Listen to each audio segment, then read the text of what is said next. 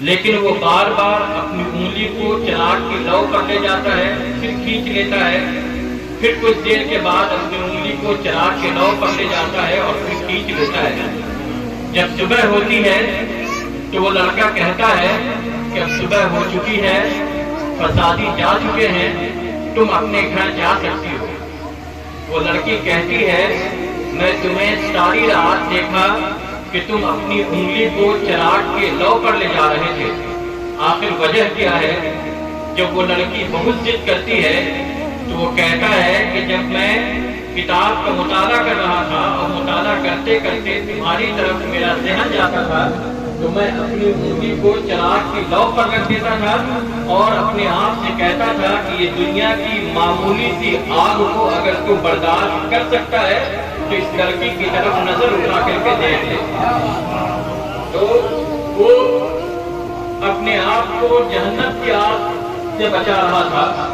آج ہم سب طرح طرح کے گناہوں میں ملوث رہتے ہیں، طرح طرح کی غلطیوں میں ملوث رہتے ہیں۔ تو جب ہم گناہ کر رہے ہوں، جب ہم شریعت کے قانون کو توڑ رہے ہوں، جب ہم بے وجہ فالتو کاموں میں لگے ہوئے ہوں، تو اپنے آپ کو یہ احساس دلانا چاہیے کیا ہمارے اندر یہ طاقت ہے کہ ہم جہنم کی آگ کو برداشت کر سکیں، ہم جہنم کی آگ کو جھیل سکیں؟ اگر جھیلنے کی طاقت ہو تو انسان گناہ کرے، ورنہ ہر گناہ کا انجام سزا ہے اور انسان اس سے بچ نہیں سکتا۔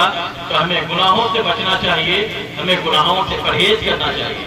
اور پھر جب وہ لڑکی گھر گئی، اپنے والد سے سارا واقعہ بیان کرتی ہے، سارا ماجرا بیان کرتی ہے، اور پھر والد سے کہتی ہے کہ وہ لڑکا جب اتنا پاک باز ہے، اتنا نیک ہے، تو میں اسی سے شادی کروں گی، اور پھر اس کی شادی ہو جاتی ہے۔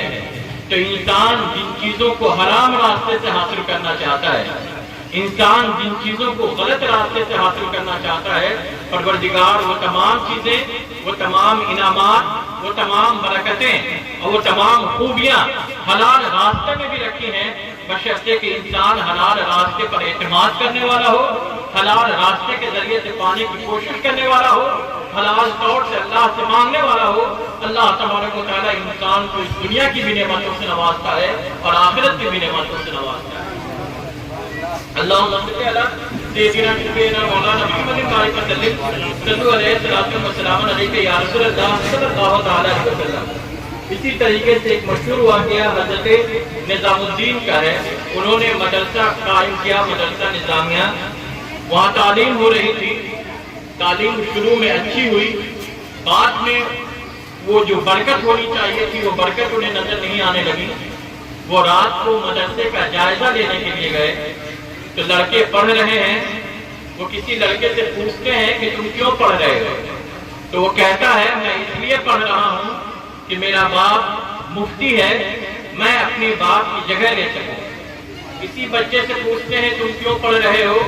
تو وہ کہتا ہے میرا باپ خطیب ہے، میں چاہتا ہوں کہ پڑھ کر کے ایک اچھا مقرر اور خطیب بن سکوں۔ حضرت نظام الدین سوچتے ہیں کہ یہ سب دنیا کے لیے پڑھ رہے ہیں، اور اسی لیے جو برکت اور جو خوبیاں اور جو پاکیزہ ماحول بننا چاہیے وہ پاکیزہ ماحول نہیں بن پا رہا ہے۔ تو ہم جتنے پیسے اس دنیا اس مدرسے کو چلانے پر خرچ کر رہے ہیں، اس مدرسے کو بند کر دیا جائے اور اسی پیسے کو کسی اور کار خیر میں لگایا جائے۔ وہ یہ سوچتے ہوئے جا رہے ہیں تو مدرسے کی گیٹ کے پاس جب پہنچتے ہیں تو دیکھتے ہیں کہ ایک بچہ سر جھکائے کتابوں کی مطالعے میں ڈوبا ہوا ہے۔ اس بچے سے پوچھتے ہیں کہ تم کیوں پڑھ رہے ہو؟ تو وہ کہتا ہے آپ ہمارے وقت کو برباد نہ کریں۔ جب وہ ضد کرتے ہیں تو وہ کہتا ہے میں یہاں اس لیے آیا ہوں تاکہ میں ان باریکیوں کو، ان راستوں کو اور ان مسائل کو جان اور سمجھ سکوں جس کے ذریعے سے پروردگار کی رضا حاصل کی جاتی ہے، جس کے ذریعے سے اللہ تبارک و تعالیٰ کی خوشنودی حاصل کی جاتی ہے، اور جس کے ذریعے سے اللہ تبارک و تعالیٰ کی اطاعت اور فرمانبرداری کی جاتی ہے۔ جب وہ یہ بات کہتے ہیں تو نظام الدین دل میں سوچتے ہیں کہ اس طرح کا طالب علم اگر ایک بھی ہوگا تو مدرسے پر جتنا خرچ کیا جا رہا ہے اس میں کوئی کٹوتی نہیں کی جائے گی۔ اور پھر وہی بچہ جب بڑا ہوتا ہے تو امام غزالی کی صورت میں اس دنیا میں ظاہر ہوتا ہے. آج ان کی باتیں، آج ان کے مسائل دنیا کو راستہ دکھا رہی ہیں، دنیا کی رہبری کر رہی ہیں. تو انسان جب اللہ کی رضا کے لیے کام کرتا ہے تو اللہ اس کے وجود کو ثابت کر دیتا ہے. انسان جب اللہ کی رضا کے لیے کوشش کرتا ہے تو اللہ تبارک و تعالیٰ اسے سردار اور بارآور بنا دیتا ہے. انسان جب اللہ کی رضا کے لیے کوشش کرتا ہے تو وہ انسان جہاں رہتا ہے اس آبادی پر اللہ تبارک و تعالیٰ برکت عطا فرماتا ہے. وہ انسان جہاں چلا جاتا ہے اللہ تبارک و تعالیٰ اس جگہ کو خوشنما، چمن اور باغ و بہار بنا دیا کرتا ہے. تو ہماری زندگی کا مقصد ہی یہی ہے، ہماری زندگی کا حاصل ہی یہی ہے کہ ہم اللہ کی رضا حاصل کرنے کے لیے کوشش کریں، ہم اللہ کی بندگی حاصل کرنے کے لیے کوشش کریں. جو بھی انسان اس دنیا میں آیا ہے ایک محدود وقت اور ایک متعین وقت لے کر کے آیا ہے اور پھر اسے اس دنیا سے چلے جانا ہے. یہ جو وقت ملا ہے اس وقت کی انسان جتنی زیادہ قدر کرتا ہے، اس وقت کی انسان جتنی زیادہ حفاظت کرتا ہے، اس وقت کو انسان جتنا زیادہ قرآن، حدیث، سیرت رسول اور اللہ کے فرمان کے مطابق گزارتا ہے، اس کی یہ زندگی اتنی باعزت ہوتی ہے، اس کی یہ زندگی اتنی باوقار ہوتی ہے، اس کی یہ زندگی اتنی ہی بادبدبا ہوتی ہے اور اس کی بلندیاں اللہ تبارک و تعالیٰ عرش پر بھی اس کا تذکرہ کراتا ہے، زمین پر بھی کراتا ہے، لوگوں کے دلوں میں بھی آباد کرتا ہے.